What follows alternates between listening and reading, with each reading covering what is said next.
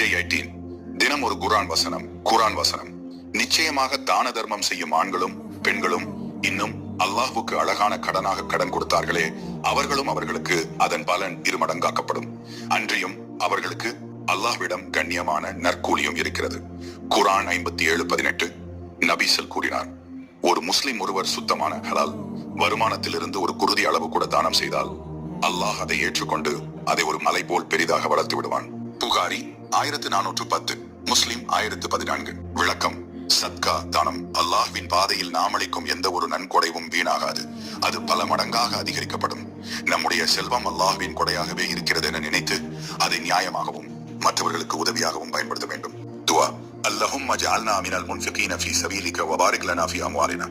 யா அல்லாஹ், உன் பாதையில் செலவழிப்பவர்களில் எங்களை ஆக்குவாயாக. எங்கள் செல்வத்தில் அருள் பொழிவாயாக. அஸ்ஸலாமு அலைக்கும் வரஹ்மத்துல்லாஹி வபரகாத்துஹு.